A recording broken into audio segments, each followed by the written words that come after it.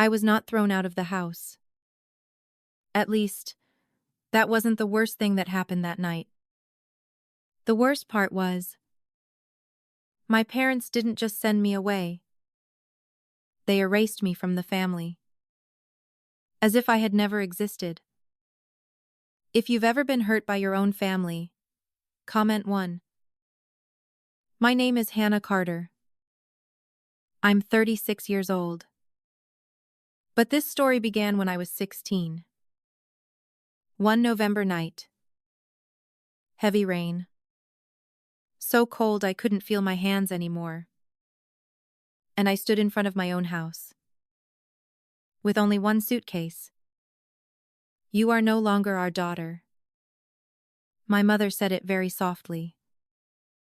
No shouting. No trembling. No hesitation.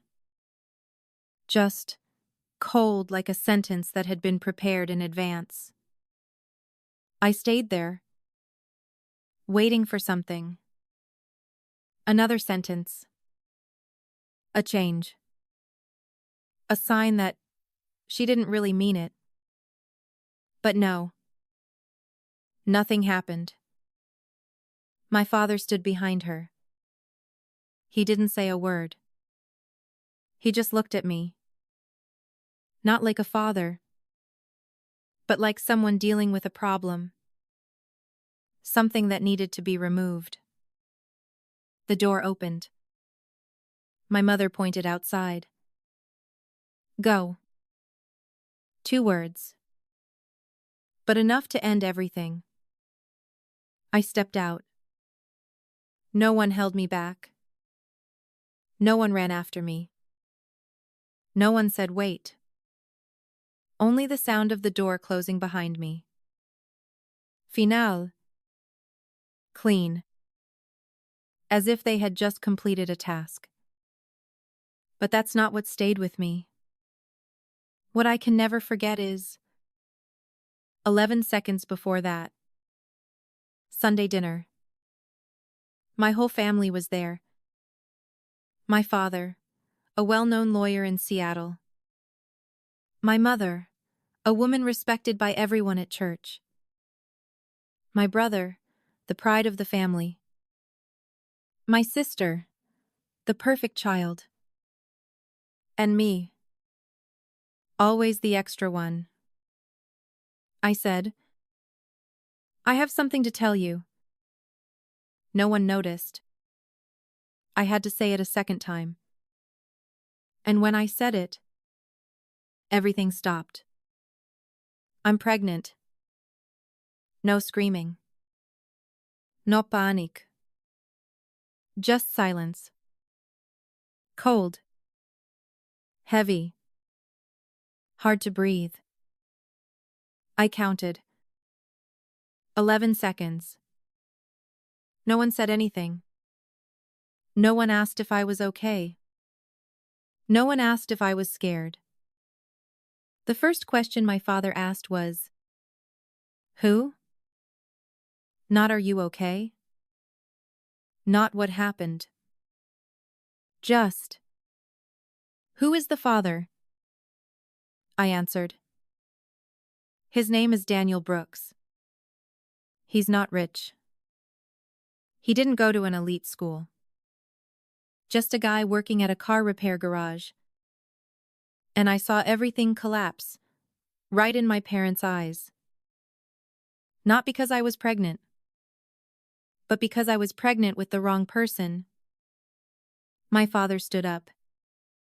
He didn't look at me like his daughter, but like a mistake that needed fixing. If you keep that baby, he paused for a second, then you are no longer part of this family. If it were you, what would you choose? Keep the baby, or keep your family? Comment un hors deux? I didn't answer right away. I just sat there, feeling like the whole world was pressing down on my chest. I knew. No matter what I chose, I would lose. But I still hoped, stupidly, that they were just angry, that they would calm down, that the next morning, things would be different. I was wrong. At 9:15 p.m. that night, I stood outside the door. Rain falling, suitcase by my feet, and my family on the other side of that door. But it didn't end there. 3 days later, I received an envelope. Certified mail. Signature required. As if I were a client, not their daughter. Inside was a legal document. Signed by my father. Notarized. With full terms and conditions. The content was clear. I was removed from the inheritance. The family no longer had any obligations toward me. Or toward any child I might have. All related dependents. Just a cold legal phrase. But it meant my child was erased from the family before even being born. I kept that document for 20 years. Not for revenge, but to remember. To remember exactly what they chose. But I didn't know that 20 years later, those same people would stand in front of my door. Not to apologize. Not to make things right. But to ask me to help them protect a lie.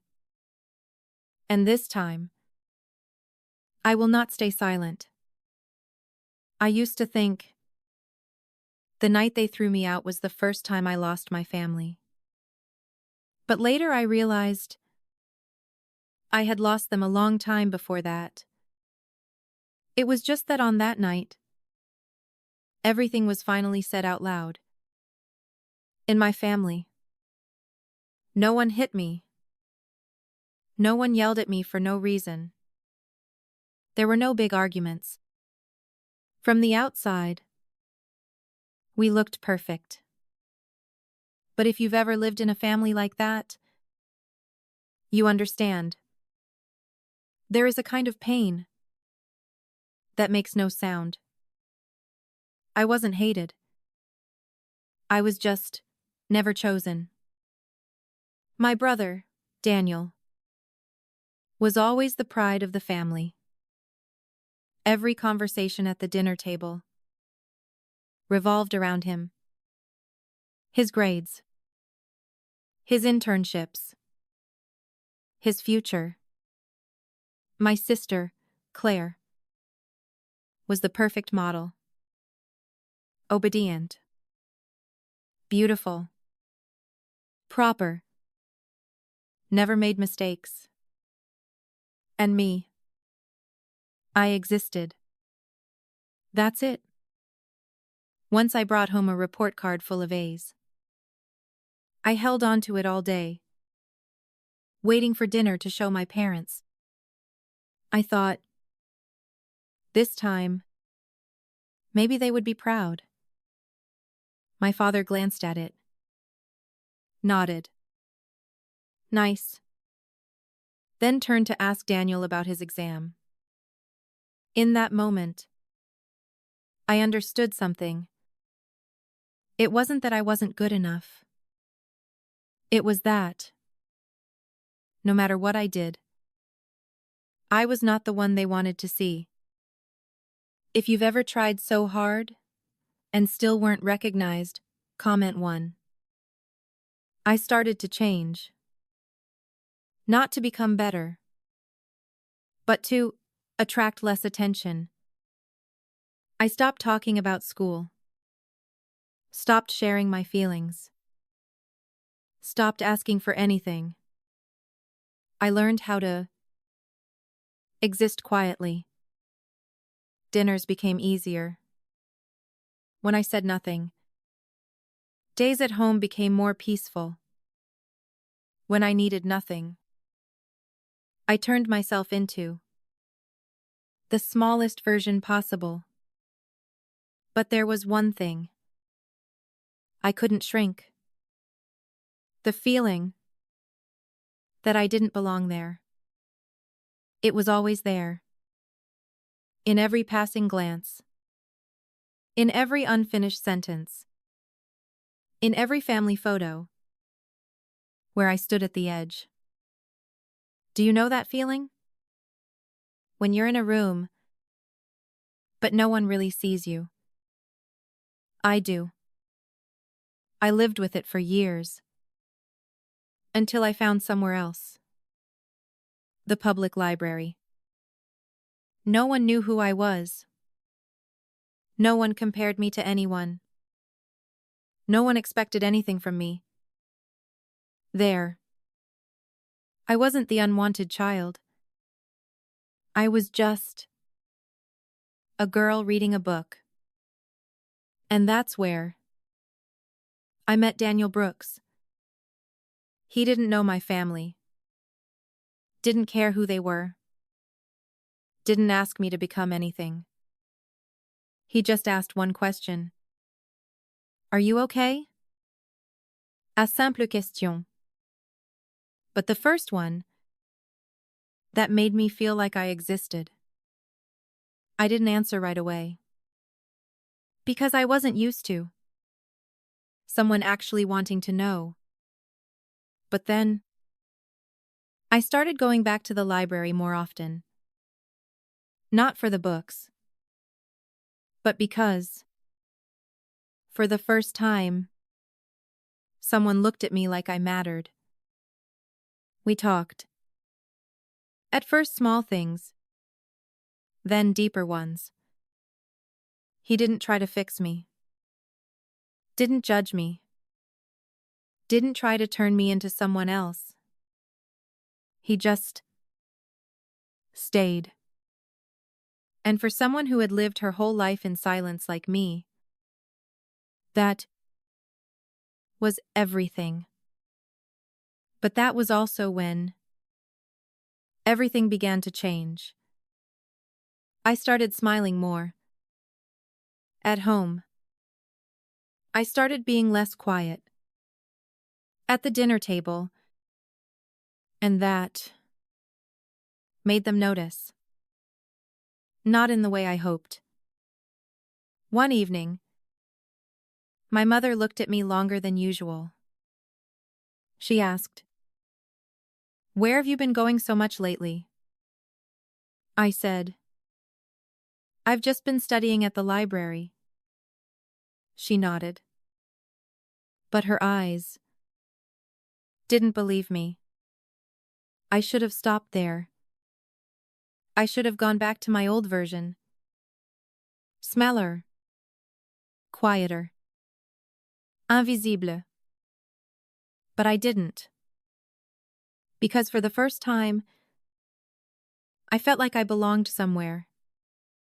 And I didn't know that that choice would be the very thing that cost me everything.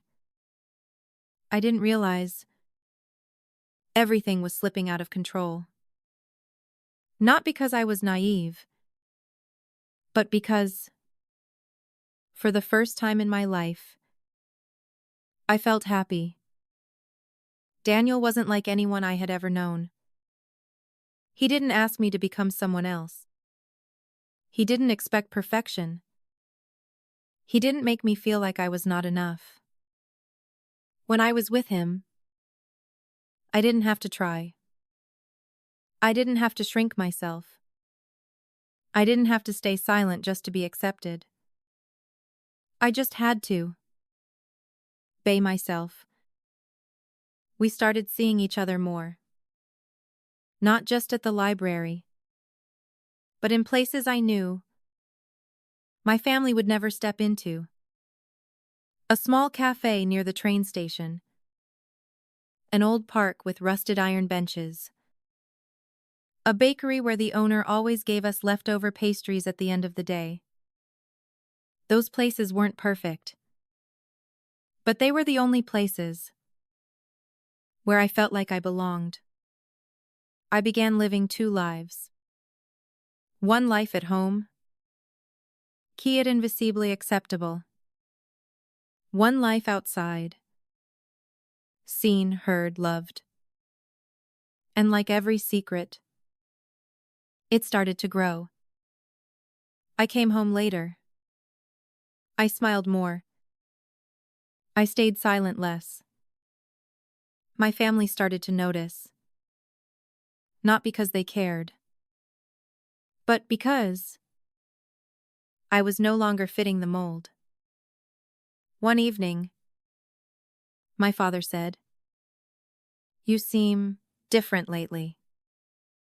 He didn't ask why. He said it like it was a problem. I knew I was walking on a thin line. On one side was the life I had always known. On the other, the life I had only just begun to touch. And I kept walking forward.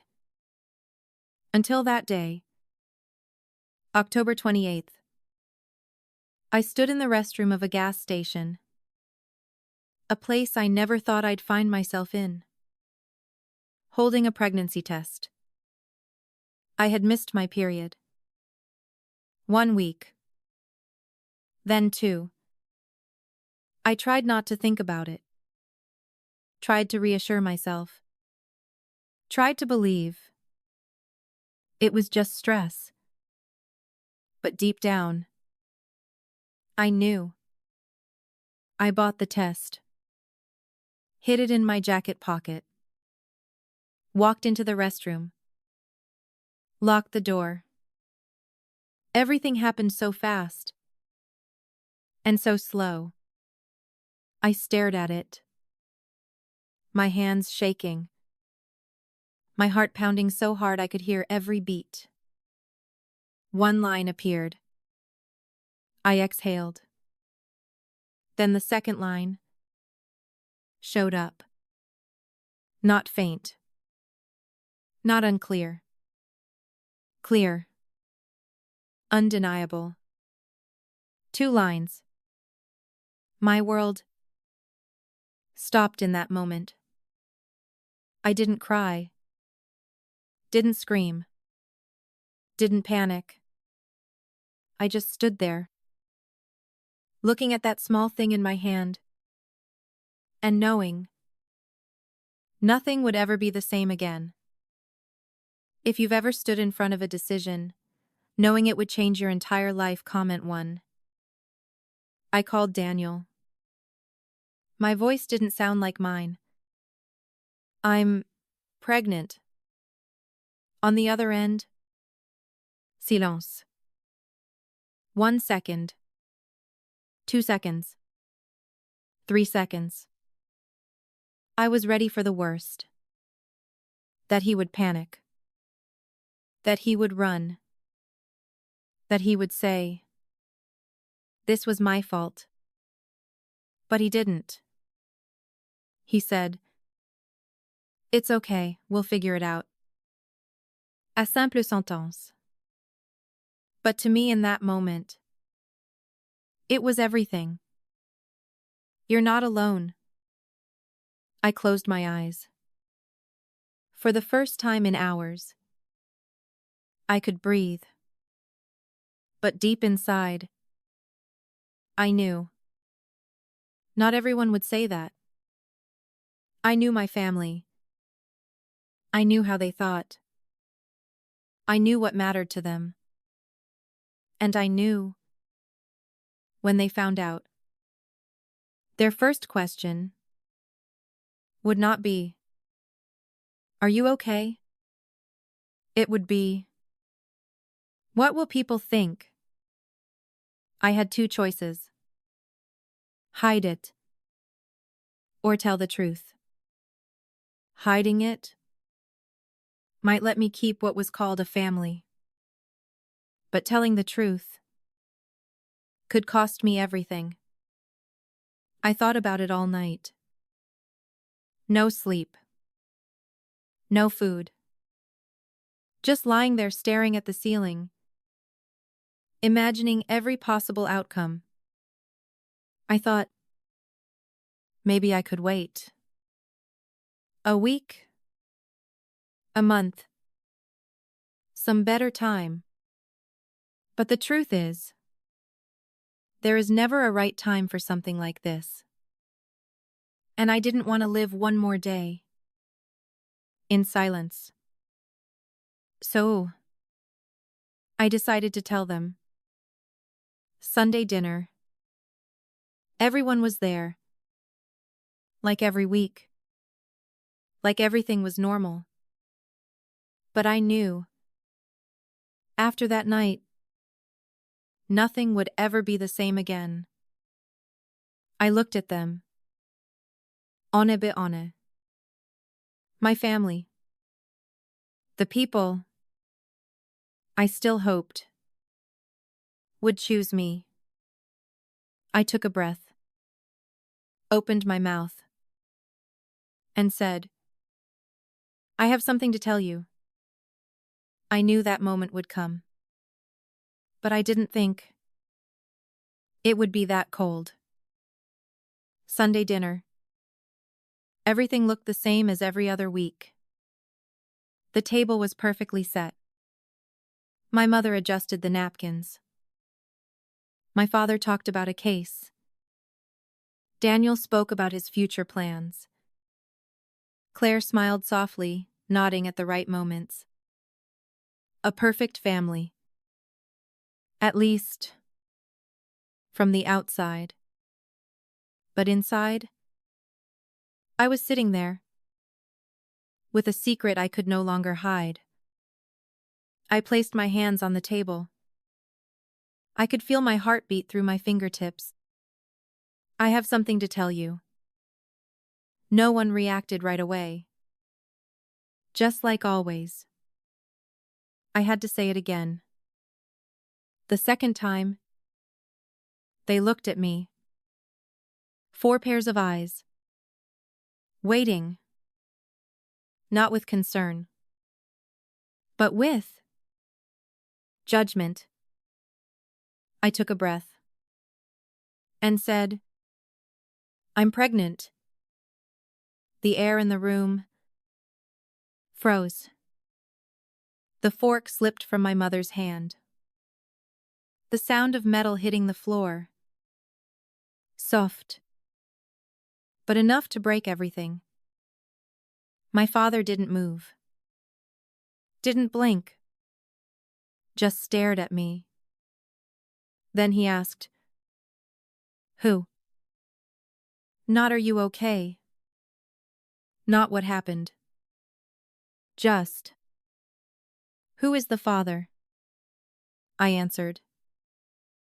Daniel Brooks. I saw it clearly. That moment, when everything in their eyes collapsed. Not because I was pregnant, but because I chose the wrong person. What does he do? My father asked. His voice wasn't loud, but it was cold. He works at a car repair garage. Silence stretched.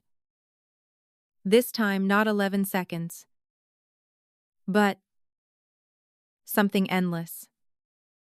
My mother turned away. As if she couldn't bear to look at me for another second. Claire looked down at the table. My brother said nothing. No one stood up for me. My father stood. Slow. Deliberate. I will say this once. He looked straight at me. If you keep that baby... He paused. Then you are no longer part of this family. No emotion. No anger. No pain. Just a decision. If you were me in that moment, what would you do? Keep the baby, or keep your family? Comment un hors d'eux? I didn't answer right away. Not because I didn't know, but because I was waiting. Waiting for something. A sign. A personne. Someone to say, Dad, don't do this. Or, Mom, we can talk about this. But no. No one said anything. I looked at each of them. My father. The one who gave the ultimatum. My mother. The one who turned away like I didn't exist. My brother. The one always protected. Me sister. The one always chosen. No one stood by me. In that moment, I understood. I never really had a family. I just had a place where I was allowed to stay. As long as I did everything right. And now, I no longer fit. I said, I'm keeping the baby. That sentence closed every remaining door. My father didn't get angry. Didn't argue. He just nodded. Then you know what to do. No one stopped me. No one asked if I was sure. No one cared. 9:15 p.m. I stood at the front door. A small suitcase.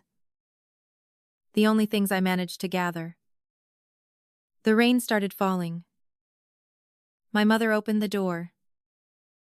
She didn't look at me. Didn't hug me. Didn't touch me. She just said, Go. I stood there for a few seconds. Not because I didn't understand, but because a part of me was still hoping. Hoping that she would call me back.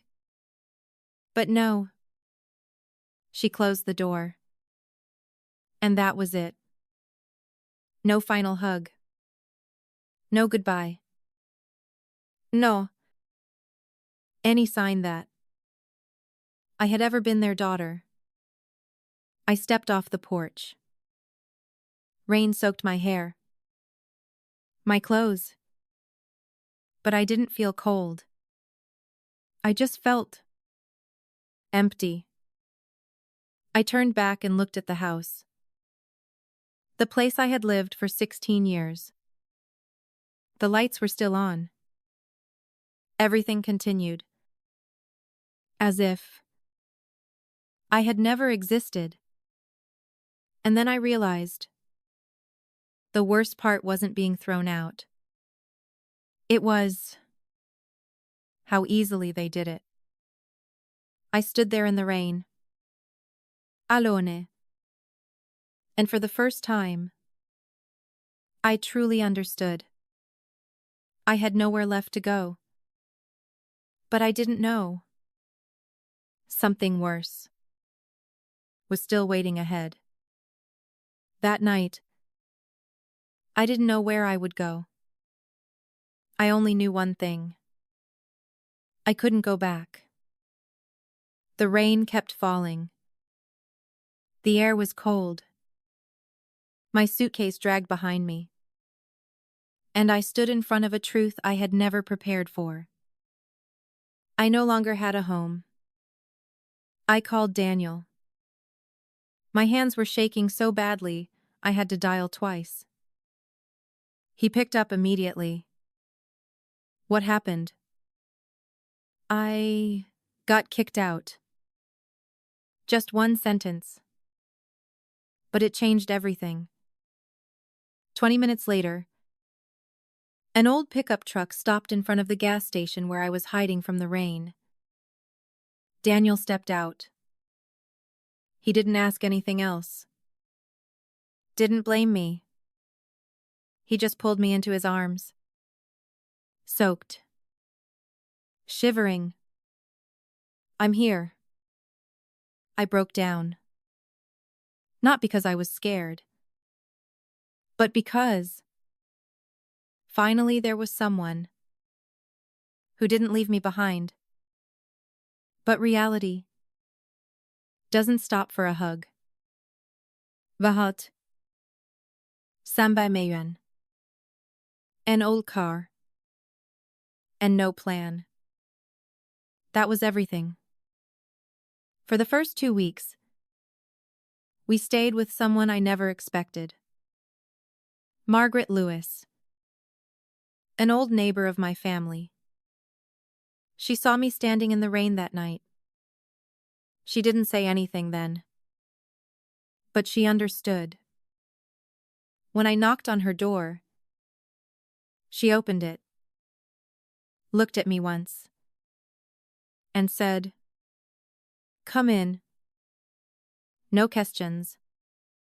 No judgment. Just a door opening.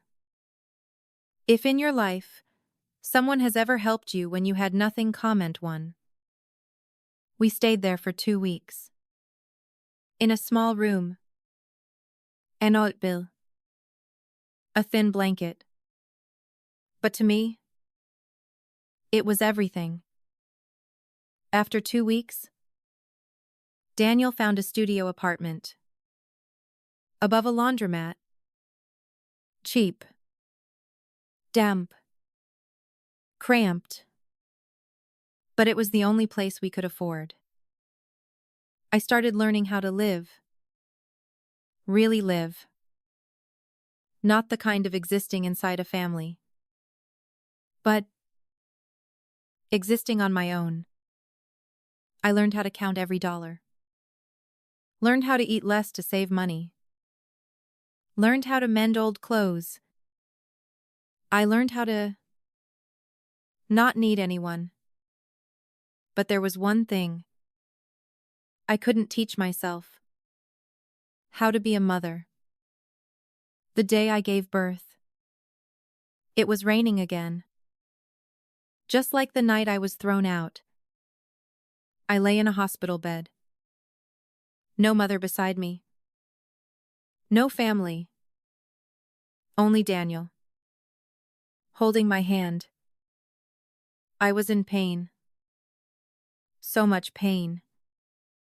But it wasn't just physical. It was the feeling that I was stepping into something no one had ever taught me how to do. No one said, "You'll be okay." No one said, "I'm here." Just me. And the baby. Not yet born. When the first cry filled the room, everything stopped. I looked at my child. A tiny life. And for the first time in my life, I understood something. I may have lost my family, but my child would never feel that way. I held her close. "Hello, Lily," I whispered. "From now on, we are a family." I named her Lily. A simple name.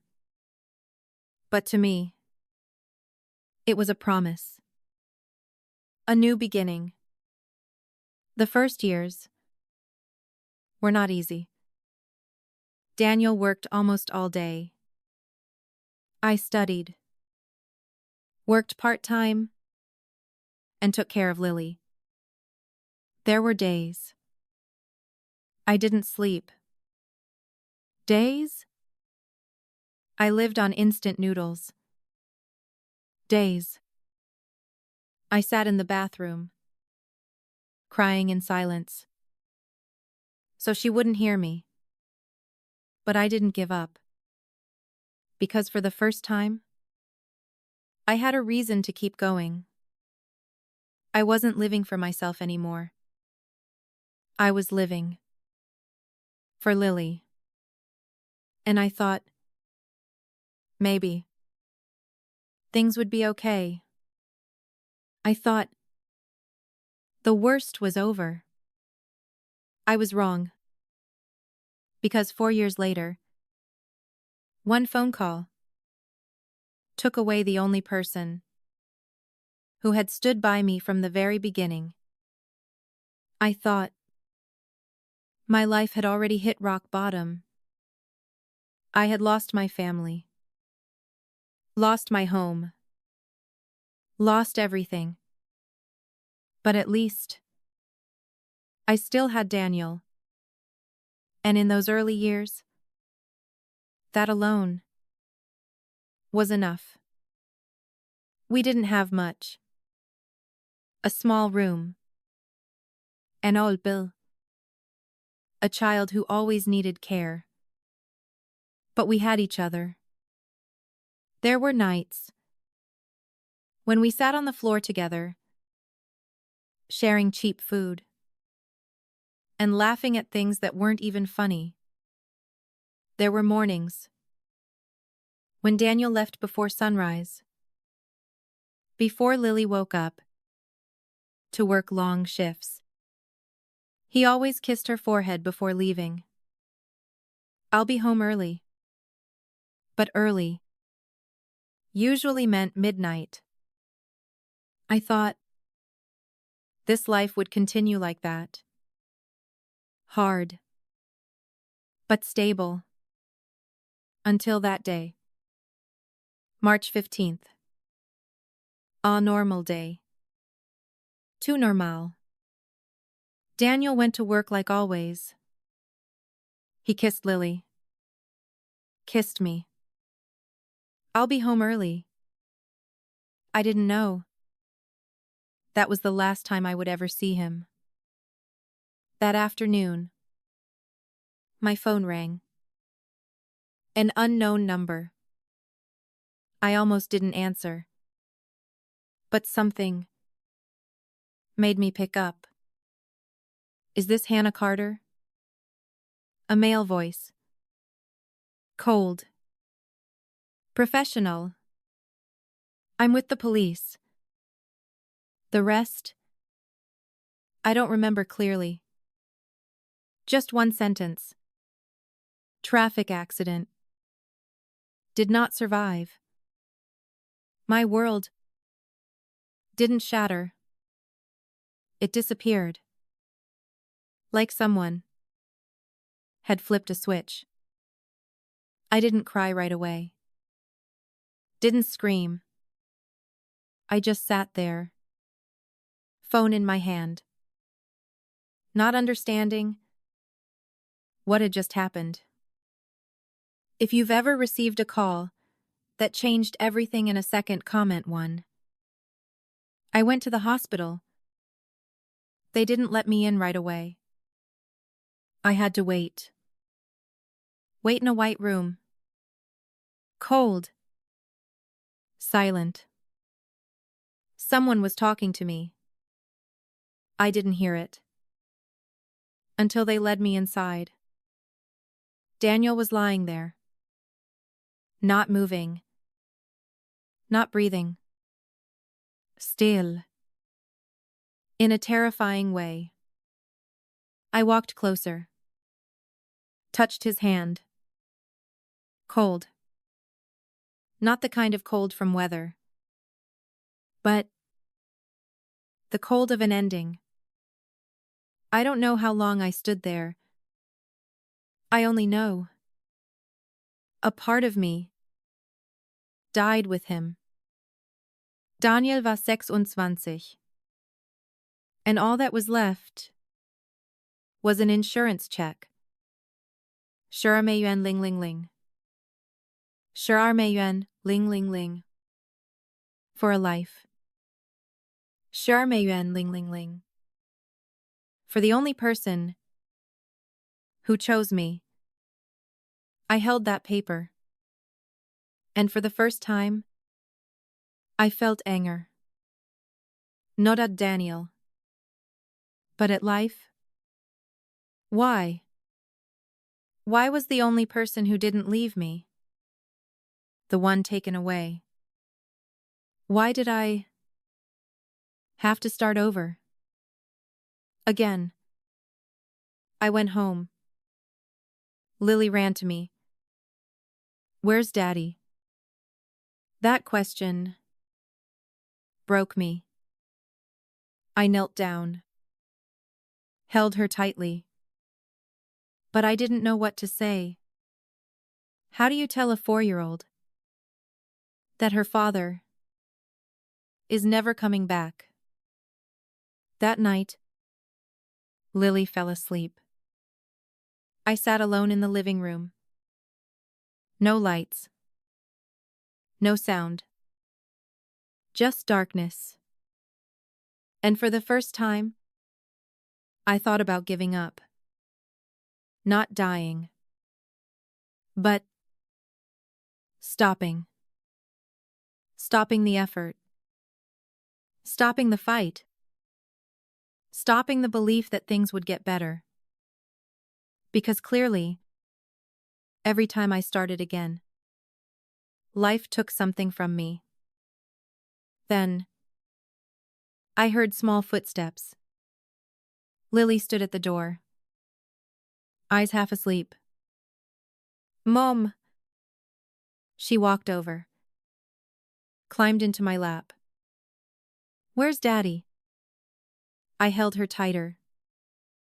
And this time, I couldn't avoid it.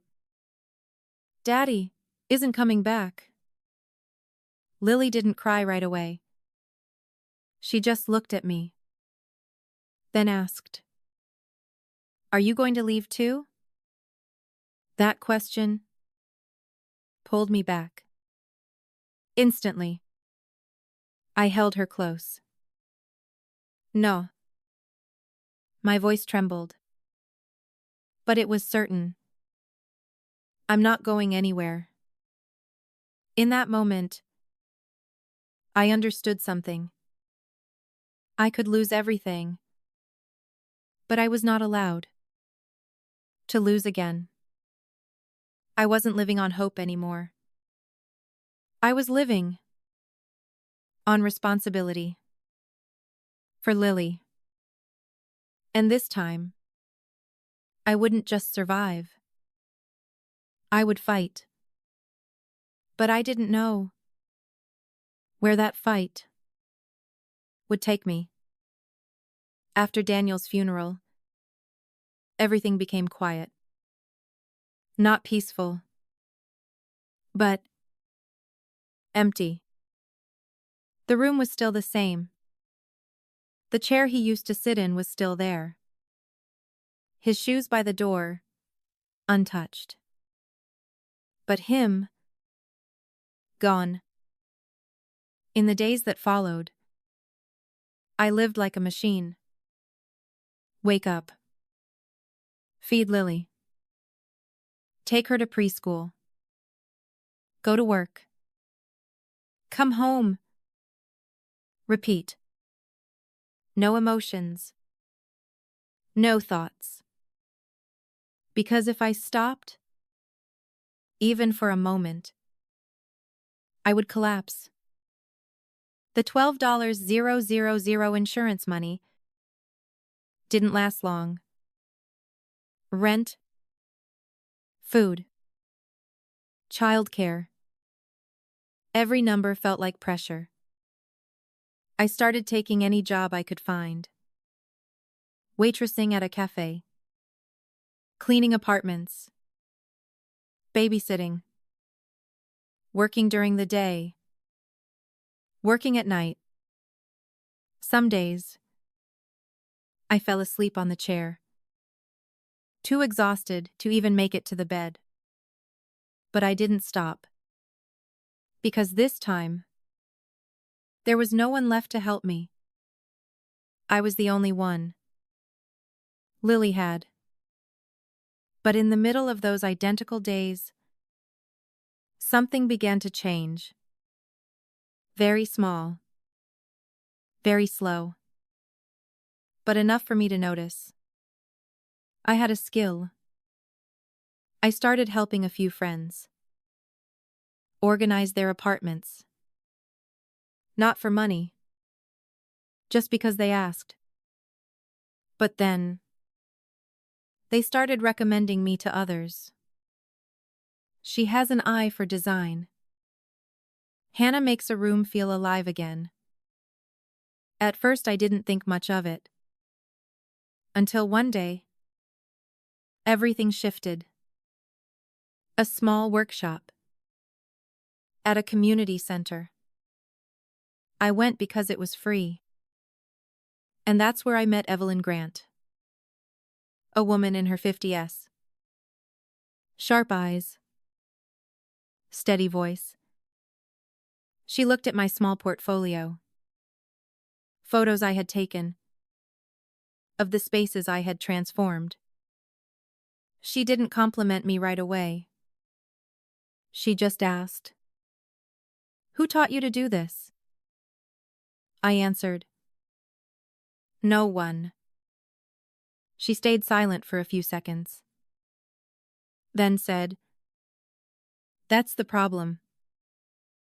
I thought she was criticizing me. But then she continued, "You have talent, but if it's not refined, it will die." No one had ever spoken to me like that. It wasn't encouragement. It wasn't comfort. It was truth. If you've ever met someone who made you see yourself differently, comment 1. Evelyn didn't promise to help me. Didn't say she would change my life.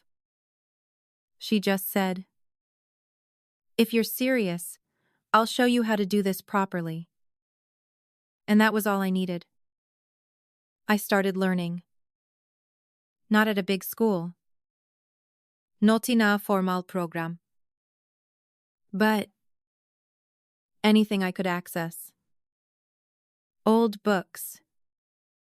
Affordable courses. Free videos.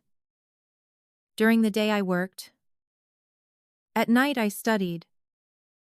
Some nights, I fell asleep at the table. Next to Lily. But this time, I didn't feel like I was just surviving. I was building something. Slow. Small. But real. The first year, I got a few small projects. The second year, clients started coming back. The third year, I could pay rent without worrying every single day. No one applauded. No one recognized me. But I knew. I was no longer the 6-year-old girl standing in the rain with a suitcase. I had changed. Not because someone saved me, but because I stopped waiting to be saved. But I didn't know that everything I was building would one day become the reason my past came looking for me. I didn't realize how far I had come. There was no breakthrough moment.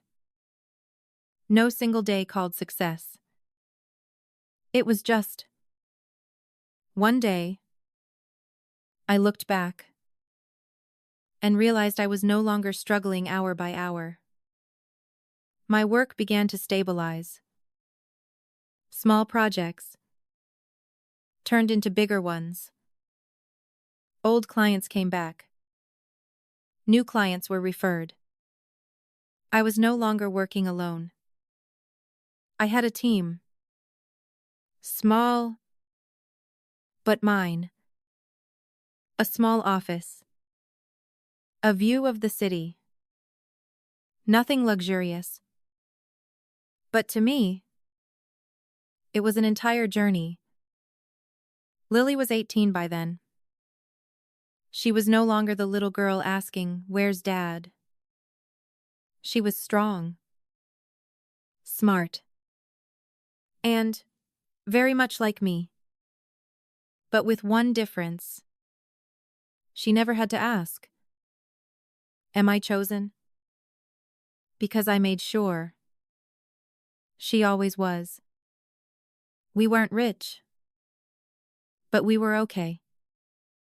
And for the first time in many years, I allowed myself to think, maybe I've made it through.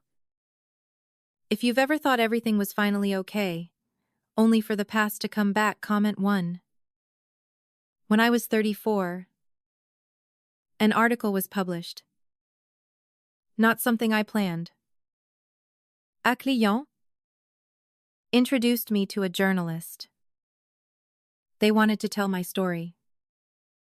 From a teenage mother to a self-made business owner. I hesitated. Not because I was ashamed, but because I didn't want the past dug up. Still, I agreed. I told my story. Pregnant at 16. Thrown out of my home. Losing the man I loved. Raising a child alone. I told almost everything. Except one thing. I never mentioned names. Never mentioned my family. Never said where I came from. Not to protect them, but to protect Lily. I didn't want anyone connecting this story to the people who once tried to erase her existence. The article was published. At first, nothing happened. Then slowly, it spread. Shares. Comment. Messages from strangers. I was abandoned by my family too. Your story made me keep going. I read them. In silence. And for the first time, I understood. My story wasn't just mine. Everything seemed to be moving in the right direction. Until one day, I saw a comment. A small one. Buried among thousands. Is she the Carter daughter from Portland? My heart skipped. I read it again. Once. Twice. Anama. I hadn't heard in 20 years. Carter. My family. I turned off the screen. Didn't reply. Didn't react. I told myself it was just a coincidence. Just someone guessing. But deep down, I knew. It wasn't that simple. 2 weeks later, it happened. One evening, I had just gotten home. My mind still on work. I turned into the driveway, and I saw a car parked in front of my house. Not mine. Not my neighbor's. A luxury car. The license plate. Not from this city. I stopped. Hands still on the wheel. Didn't get out right away. There was a feeling I couldn't explain. Like a piece of my past was waiting for me. 2 people stood at my front door. A man. A woman. Their backs facing me. But I didn't need to see their faces. I knew who they were. 20 years. And I still recognize them. Just by the way they stood. My family. The people who erased me from their lives were standing at my door. No warning. No explanation. Just there. And this time, they weren't here to send me away. They were here because they needed me. I had imagined this moment so many times. Not in dreams, but in the nights. I couldn't sleep. I used to think, if I ever saw them again, I would say so many things. I would ask why.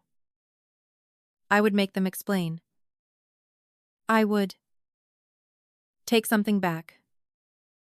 But when they were actually standing in front of me, I said nothing. I just stood there, looking at them. 20 years. Time had changed them. My father, Richard Carter. His back slightly bent now. More gray in his hair. My mother, Diane Carter.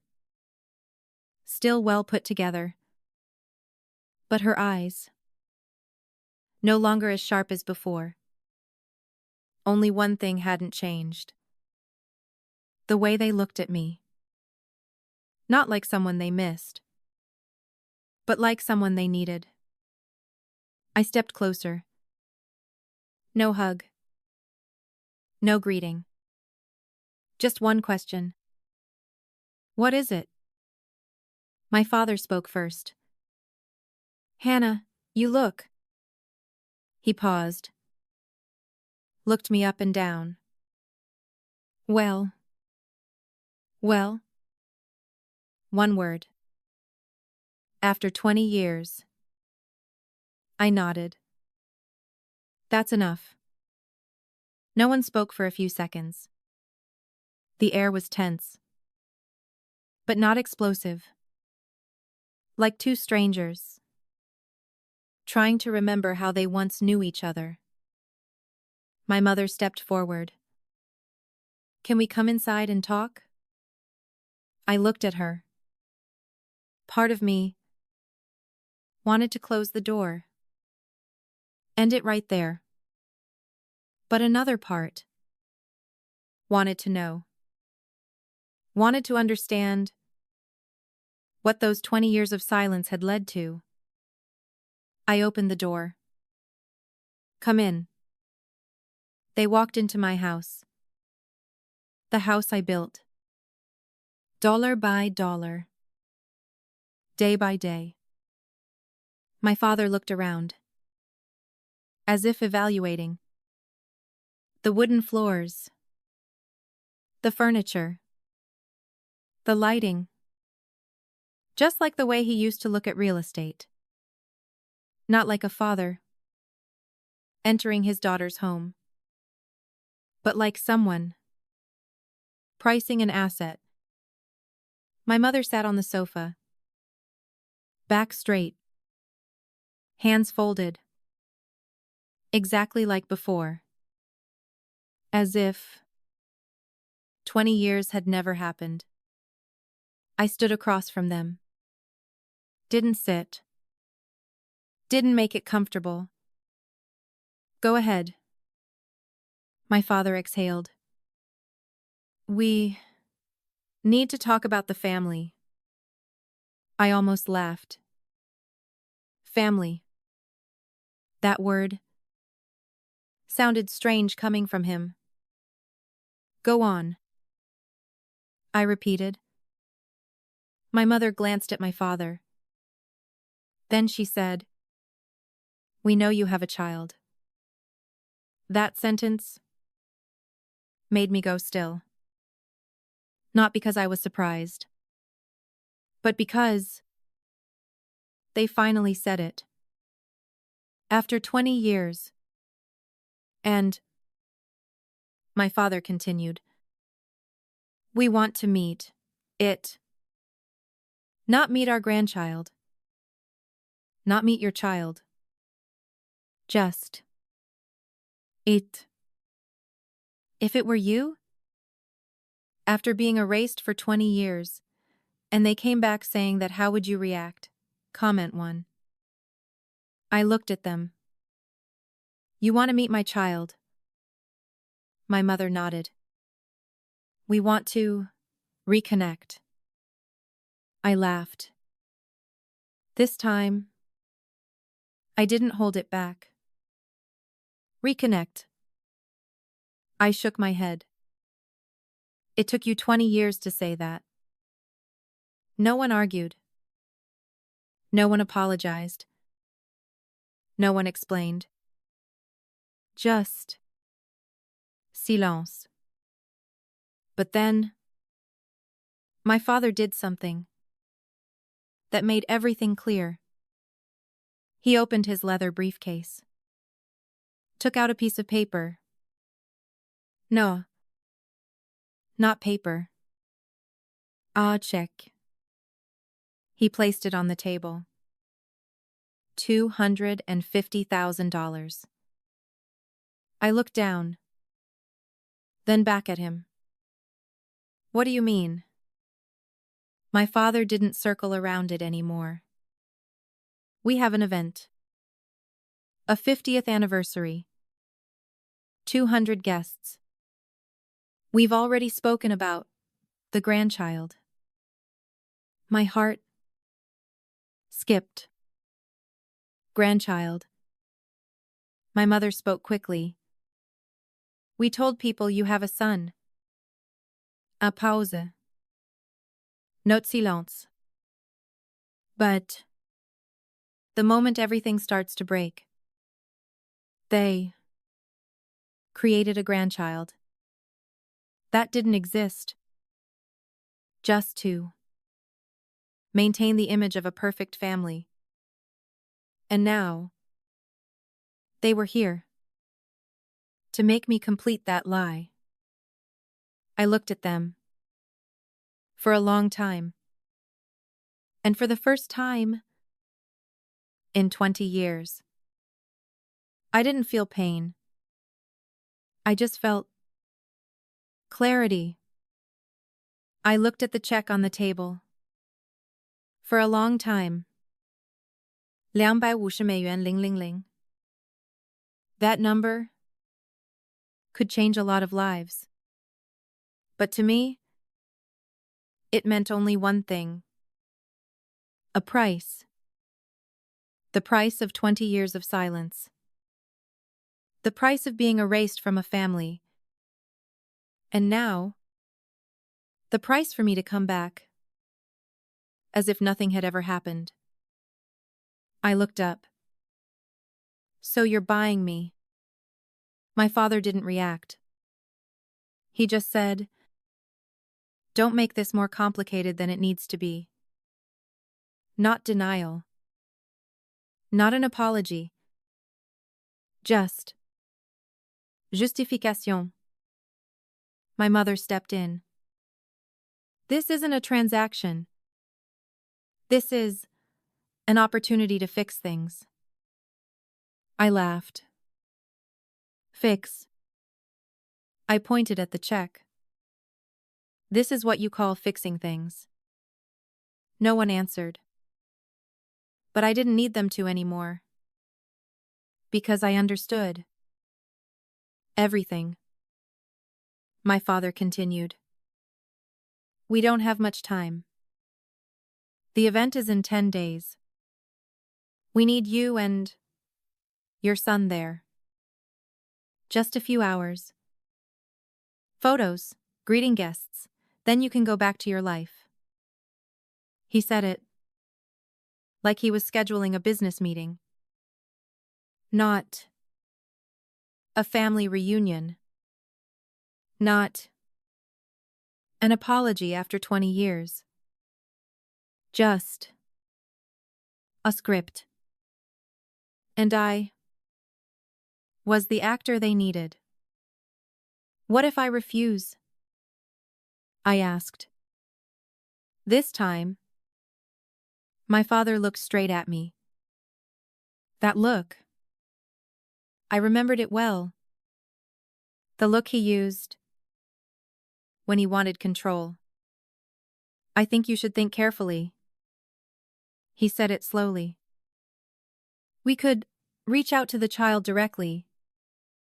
That sentence froze the air in the room. Not a direct threat. but clear enough. They were willing to go around me, to reach Lily, to build their version of the story. Through her. I stepped forward. You'd do that. My voice was low, but sharp. My father didn't step back. I'm just saying, there are different ways to handle this. My mother quickly added, we don't want to make this difficult. We just want the family to be whole. Whole. That word almost made me smile. Which family? The one that threw me out? The one that signed papers to erase me? Or the one? They were trying to perform for 200 guests. If you were me, would you take $250,000 to stay silent? Or tell the truth? Comment 1 or 2. I looked at them. For a long time. And this time, I wasn't angry anymore. I just saw. Clearly. You don't need me, I said. You need a story. No one argued. No one denied it.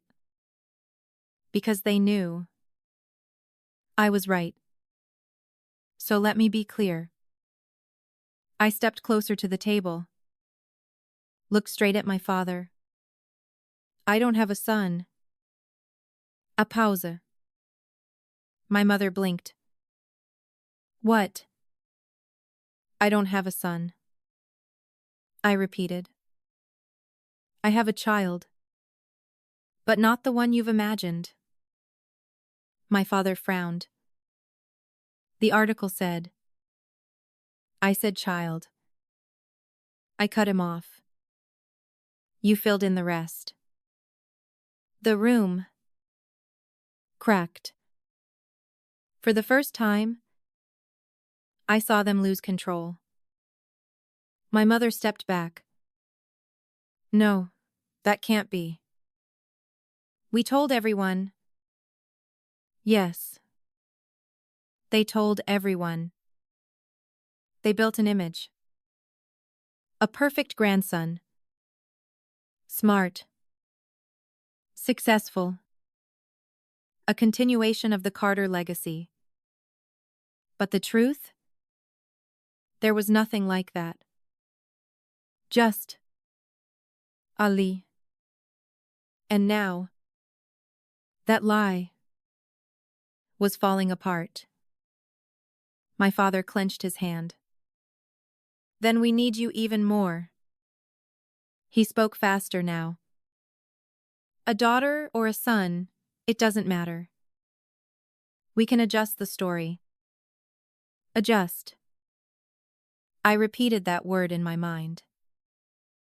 As if my child was just a small detail in their script. Not a person. Not a life.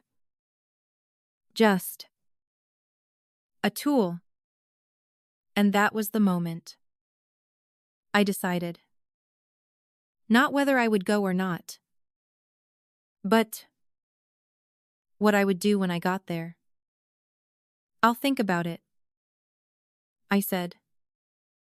For the first time in the entire conversation, I didn't refuse. My parents looked at each other. They thought they had won. But they had no idea what was coming. That night, I stood in front of the grand doors of the hotel. Golden lights. Soft music. Laughter spilling from inside. A perfect event. Exactly the way my family always wanted things to be. I looked down at the dress I was wearing. Simple. Elegant. Not to impress, but to make sure I could not be ignored. Beside me, Lily stood quietly. No longer the 4-year-old asking, "Where's Dad?" but a 19-year-old woman. Strong, sharp, and fully aware of why she was here.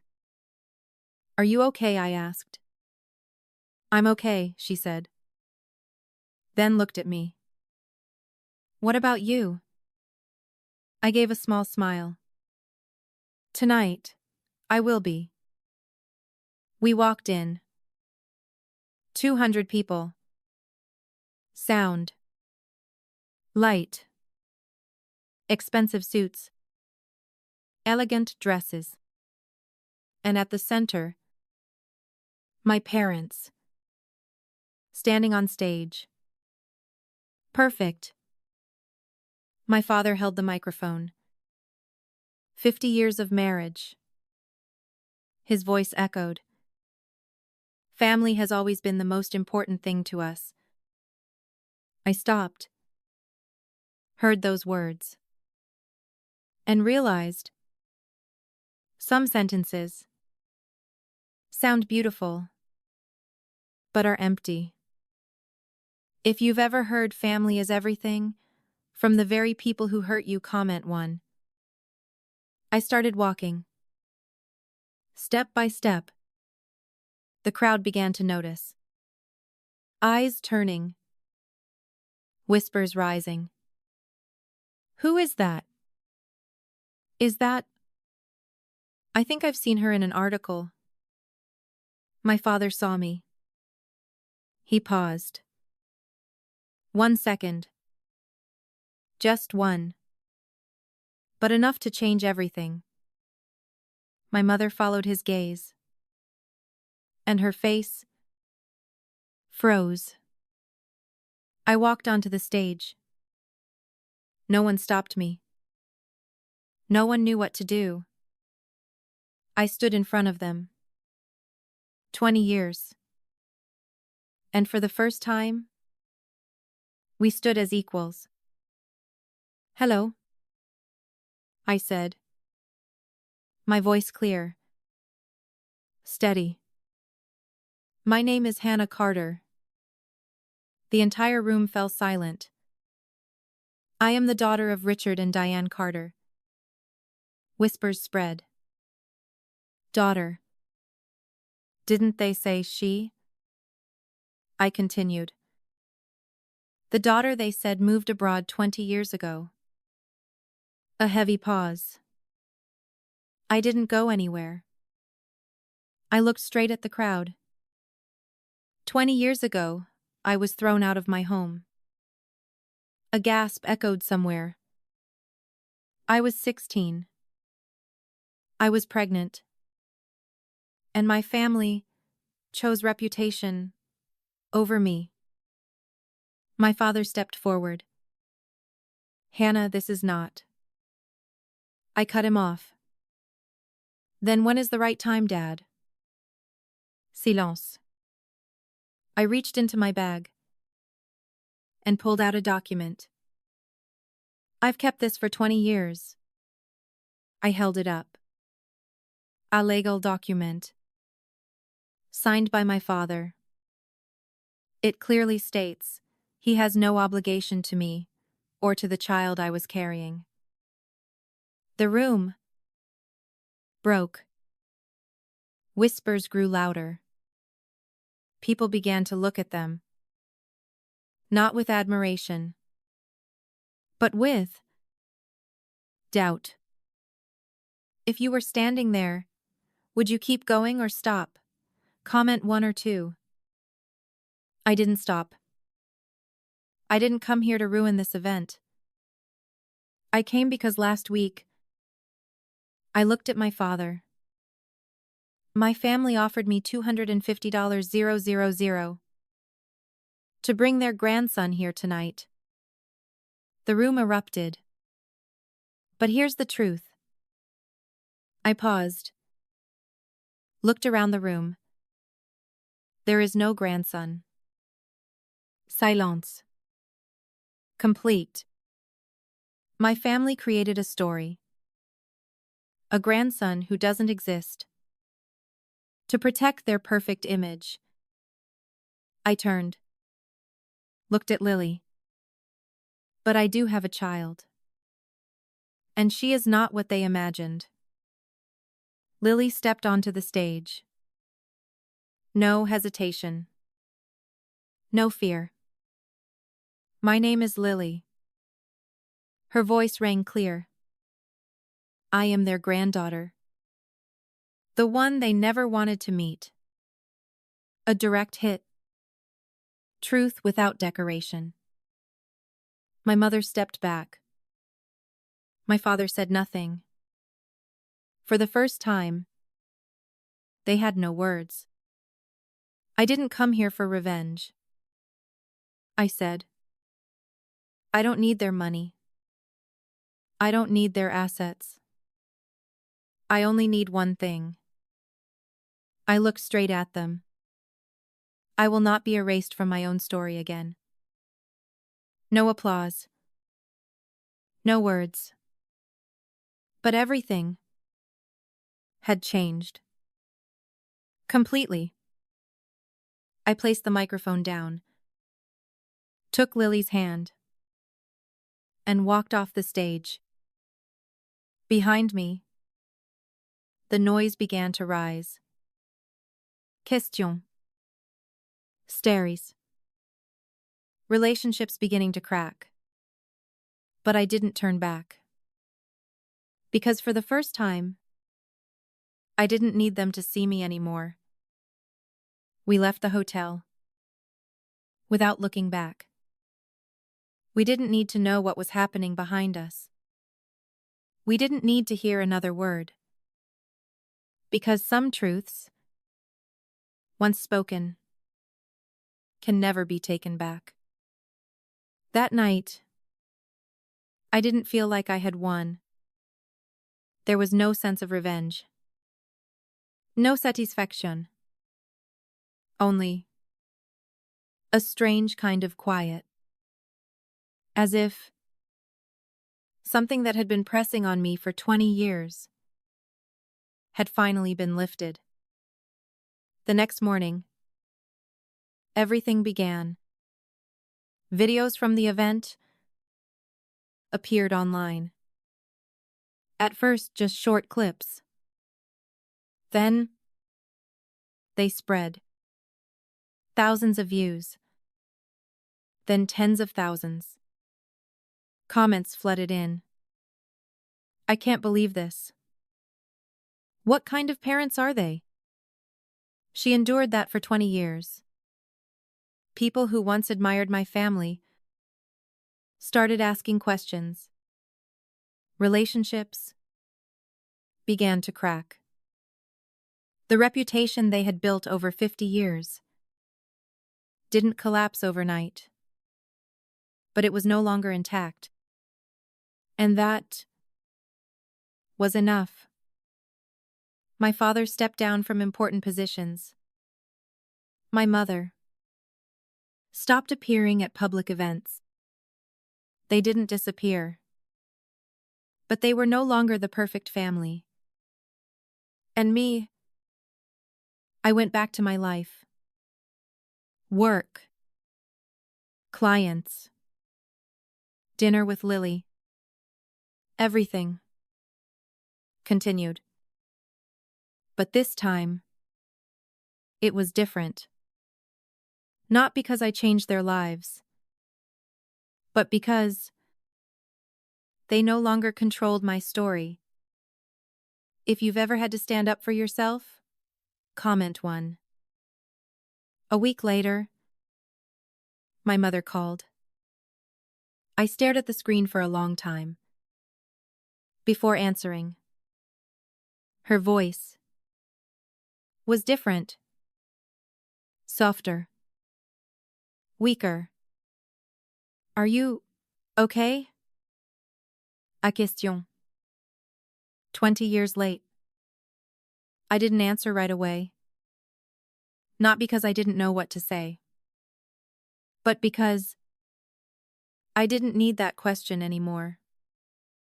I'm okay, I said. A Pause.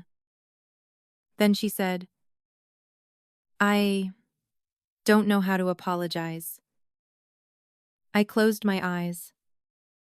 Hearing that didn't hurt anymore.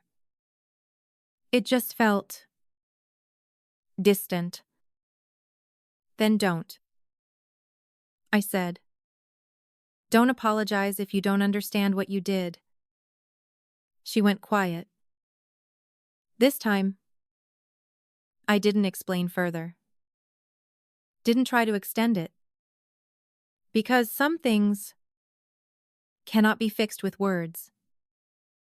Before hanging up, she said one last thing. I watched the video 11 times. I didn't ask why. Because I knew. It was the first time she truly saw me. Not as a child to fix. Not as a mistake to erase. But as a personne. But the truth is, it didn't change anything anymore. I didn't forgive.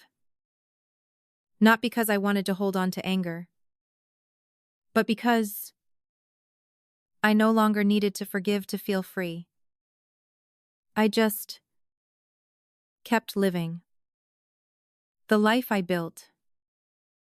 The family I created. The people who chose to stay. Not for reputation. Not for appearances. But because they wanted to. That night, Lily asked me, "Do you regret it?" I thought for a moment, then shook my head. No. Because if I didn't do it, I would have stayed silent for another 20 years. I looked at her. And I'm not that person anymore. This wasn't a perfect ending. Not the kind where everything is repaired.